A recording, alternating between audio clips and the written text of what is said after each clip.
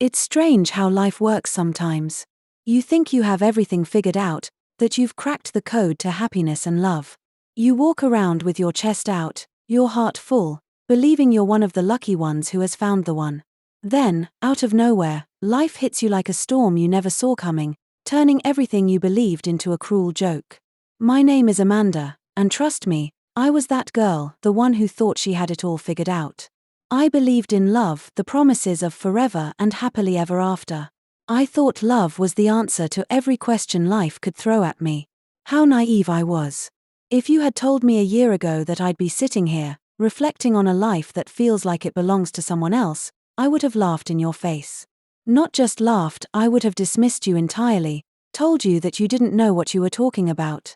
Back then, I was so certain of my path, so confident in the choices I'd made. But life, as I've painfully come to learn, has a way of teaching you lessons you never signed up for. It doesn't ask for your permission before flipping your world upside down. It doesn't knock politely at the door, it barges in, uninvited, tearing apart everything you thought was solid, everything you thought was real.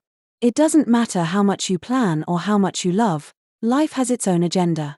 And when it decides to show you the truth, it does so with brutal honesty, leaving you gasping for air, wondering how you didn't see it coming. One minute, you're standing tall, convinced you're living your dream, and the next, you're on your knees, staring at the shattered pieces of your reality. Looking back, I realize how blind I was. I thought I understood love, thought I knew what it meant to trust someone, to give them your heart and expect them to keep it safe. But love, as I discovered, isn't always what it seems. Sometimes, it's just a beautifully wrapped lie, and when the wrapping comes off, you're left holding something ugly, something you don't even recognize. Let me start from the beginning. When I first met Dele, my now husband, it felt like destiny. You know that feeling when you think you've won the lottery? That's exactly how I felt. Dele was everything I thought I wanted in a man and more. He had this effortless charm, the kind that could light up a room and make everyone stop and take notice. He was ambitious too, the type of man who spoke about big dreams and actually made you believe he could achieve them. And attentive. Oh, Dele was a master at that. He had a way of making me feel like I was the only woman in the world, like my thoughts and feelings were his priority. Looking back now, I can't help but laugh at how easily I was taken in.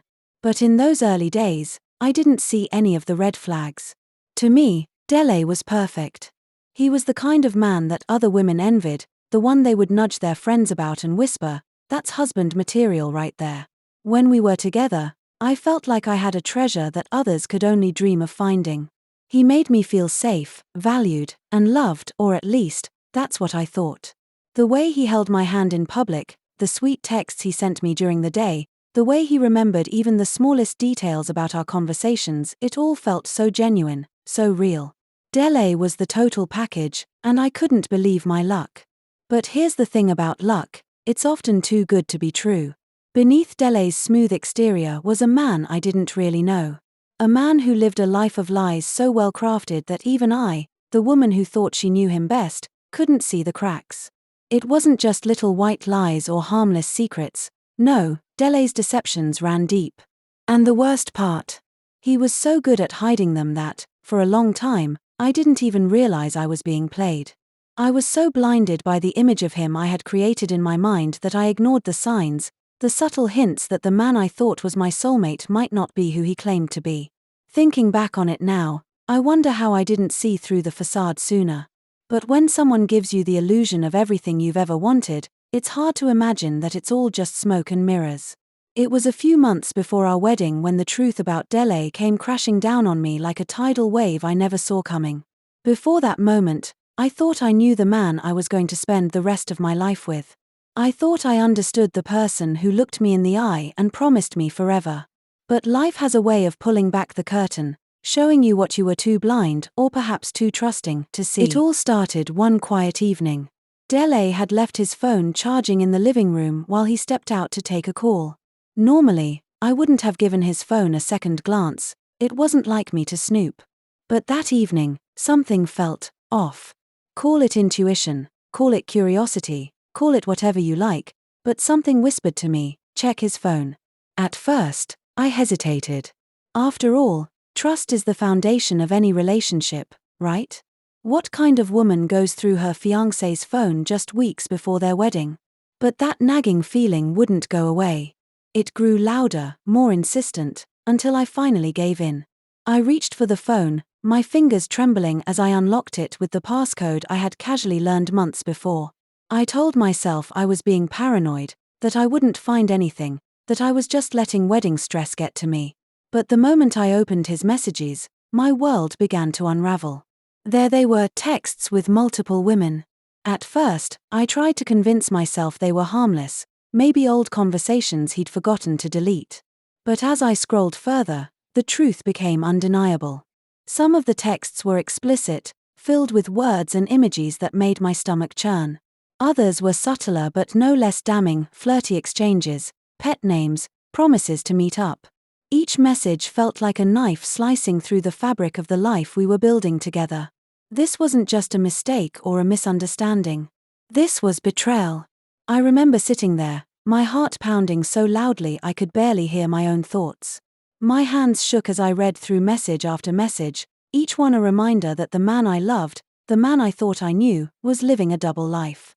Tears streamed down my face, but I couldn't stop reading. It was like I needed to see the full extent of the damage, even though every word felt like a fresh wound. When Dele returned to the living room, I quickly put the phone down and wiped my tears, pretending everything was fine. But inside, I was shattered. How could I confront him? What could I even say? I had never felt so betrayed, so foolish. This was the man I was supposed to marry, the man I had trusted with my heart.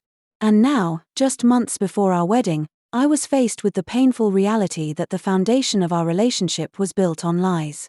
In that moment, I wanted to scream, to throw the phone at him and demand answers. But instead, I sat in silence, my mind racing. I had a choice to make, a choice that would shape the rest of my life. I remember sitting there, staring at the screen, my heart pounding so hard it felt like it might burst out of my chest. My breathing was shallow, my hands trembling as they gripped the phone. The words on the screen blurred through the tears that filled my eyes, but I didn't need to reread them. I had seen enough. Enough to feel my world come crashing down. How could he do this to me? The question repeated over and over in my mind, each word a dagger piercing deeper into my heart. I was shaking, not just from anger but from the sheer disbelief that the man I had planned to spend the rest of my life with could betray me like this. It felt like someone had pulled the ground out from beneath me, leaving me dangling in a void of confusion and pain. Without thinking, I stormed into the room where Dele was sitting. Tears streamed down my face, hot and uncontrollable, as I held up his phone like it was evidence in a trial. "What is this, Dele?" I demanded, my voice breaking as I choked on the lump in my throat. "Who are these women? Why would you do this to me?" He looked up, startled, his face briefly registering shock before slipping into a calm, almost practiced expression. That calmness only fueled my anger. How could he be so composed when I was falling apart? "They mean nothing, Amanda," he said, his voice steady, his tone infuriatingly dismissive. He leaned back in his chair like we were having a casual conversation and not the most devastating moment of my life. "You're the one I love. I just get caught up sometimes. I'm only human." His words hit me like a slap. "They mean nothing." The sheer audacity of his response left me speechless for a moment. He was standing there, practically confessing, and yet he acted like it was no big deal. Like I should just accept it and move on because, in his mind, I was still the one he loved. I wanted to scream. I wanted to throw the phone at him, to make him feel even a fraction of the pain he had inflicted on me. But all I could do was stand there, trembling, as my tears fell faster. "You're only human." I spat the words back at him, my voice filled with disbelief. "Is that your excuse for betraying me? For lying to me? For making me believe I was the only one when clearly I wasn't?" He sighed, running a hand over his face as if he were the one burdened by this situation. "Amanda, I'm sorry, okay? I didn't mean for it to happen. It's just, sometimes, things get out of hand." Out of hand? That's how he described it. Like his actions were some kind of unfortunate accident instead of deliberate choices. I could feel the anger boiling inside me, But beneath it was something else. Fear. I wanted to pack my bags and leave right then and there. To walk out and never look back. But where would I go? What would I do? I had invested so much in this relationship, time, energy, love. Starting over felt impossible, terrifying even. The idea of being alone, of rebuilding from scratch, was almost more painful than the betrayal itself. So I stood there, frozen in a storm of emotions: anger, sadness, fear, and betrayal, unsure of what to do next. A part of me wanted to believe him, to hold on to the idea that he loved me, that this was just a mistake. But another part of me, the part that knew my worth, screamed that I deserved better. The two sides battled within me, leaving me paralyzed, staring at the man I thought I knew and realizing I didn't know him at all. I wish I could say I walked away, but I didn't. A part of me believed him when he said he would change, and another part of me didn't care anymore. The discovery killed any true love I had for him. By the time we said I do, I was already emotionally detached. It sounds strange, I know, but I figured all men were the same. If I left Delay, I'd just end up with another man who would break my trust. So why bother? Marriage, for me, shifted from being about love to being about convenience, a practical arrangement that made sense on the surface but felt hollow within. I found myself slipping into the role of the perfect wife, a role that came with expectations I had no choice but to meet. To everyone on the outside, we were the picture-perfect couple. Smiling at family gatherings, holding hands in public, exchanging polite words when others were around. It was all for show. Inside, though, I was done. Emotionally, mentally, I had checked out. The love that once made my heart race, that once made me dream of a lifetime with Delay, had dissolved into nothingness. I became an actress, performing for society's sake, crafting the illusion of a happy marriage while my heart quietly hardened. Every morning, I woke up to the same routine: making his coffee, ironing his clothes, nodding along to his stories like I still cared. I had perfected the art of smiling without feeling, of nodding without listening. It was easier that way. Easier than confronting the emptiness, easier than explaining why I stayed. The truth was, I stayed because it was convenient. It was easier to go through the motions than to walk away and face the uncertainty of starting over. Society had its expectations, and I had become too exhausted to fight them. People admired us as a couple, praised us for making it work, and in their eyes, that was enough. But behind closed doors, there was no affection, no laughter, no connection. We became strangers living under the same roof, bound by a piece of paper and the expectations of others. I would lie awake at night, staring at the ceiling, wondering if this was how my life was meant to be. Wondering if I had become one of those women I used to pity, trapped in a loveless marriage, holding on for appearances. I told myself it didn't matter. Love, after all, had proven to be nothing more than a scam. I didn't need it. What I needed was stability, and for now, this marriage provided that. So I played my part, hiding the cracks beneath a carefully curated facade, convincing everyone, including myself, that we were doing just fine. But deep down, I knew the truth. I wasn't living, I was surviving. And with each passing day, the weight of that truth became harder to ignore. With my marriage on autopilot, I began to explore a side of myself I never knew existed. It started innocently enough: a few flirtatious conversations with old friends on social media. At first, it felt like a harmless distraction, but soon, it became something more. The first time I had an intimate phone conversation with one of them, I felt a strange mix of guilt and exhilaration. It was like reclaiming a part of myself that Delay's betrayal had taken away. I won't lie, it felt liberating.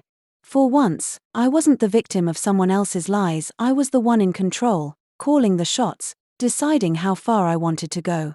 Then I met Teo. He was married too, which, in my mind, made him perfect for what I needed. No unnecessary drama, no unrealistic expectations. Just two people trying to fill the emptiness in their lives without shattering the fragile balance they had built. It wasn't about love or romance, it was about understanding. About having someone who could mirror the pain and longing I felt, someone who wouldn't judge because they were walking a similar path.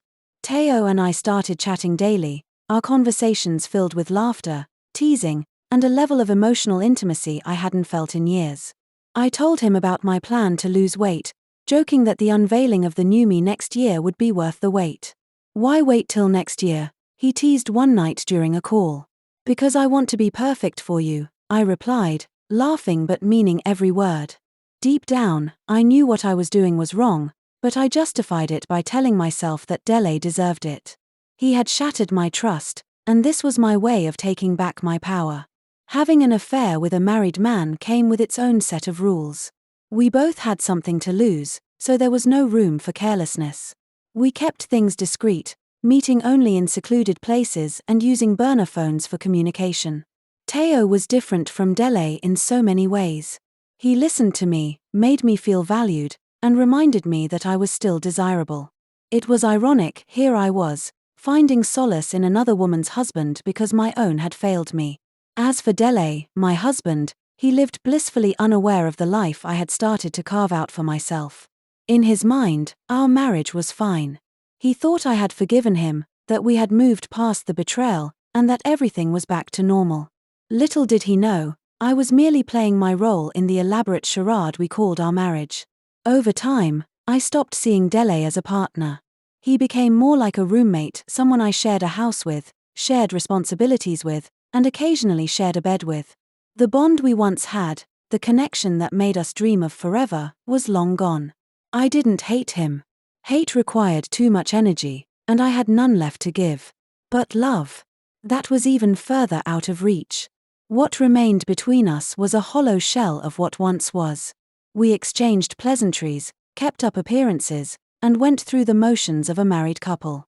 But it was all surface level. Inside, I felt nothing but indifference. It wasn't anger or bitterness anymore, those emotions had burned out, leaving behind a quiet numbness. Dele, in his oblivion, seemed content with the facade, and I let him have that. It was easier than having another confrontation, easier than unpacking the mess that was our relationship. In a way, I think we both silently agreed to keep the peace, to let things remain as they were. After all, pretending was easier than facing the truth. Looking back, I can't help but notice how much my understanding of love has evolved. There was a time when I believed in the fairy tales, the happily ever afters, and the idea that love could conquer anything. I clung to the belief that love was pure, selfless, and all-powerful. But life, in its raw and unfiltered way, has shown me otherwise.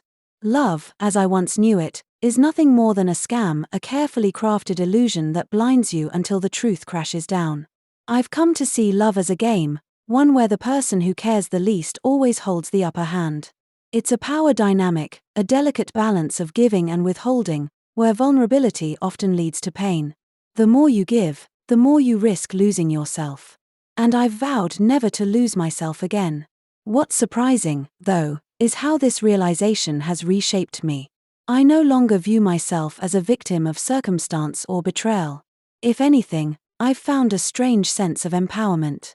I've learned to put myself first, to prioritize my happiness above the expectations of others. I've stopped seeking validation from a concept that once left me broken. Society may have its rules, its rigid ideas about love, marriage, and loyalty, but I've come to see those rules as optional. My happiness no longer depends on fitting into someone else's definition of what life should look like. If bending the rules means finding my own peace, then so be it. I'm done sacrificing my joy for illusions. I can't wait for the moment Teo sees the new me. I've been working out religiously, determined to look and feel my best. The unveiling will be a statement not just to Teo, but to myself. This isn't about revenge or proving a point to Dele. It's about reclaiming my identity, about finding joy in a world that often feels joyless. As I sit here writing this, I know some people will judge me. They'll call me names and question my morals. But until you've walked in my shoes, you can't understand my choices. My story isn't about love or betrayal, it's about survival. It's about learning to navigate a world where trust is fragile and happiness is fleeting. I don't know what the future holds, but one thing is certain, I'll never let myself be a sucker for love again. Last, we go day all right.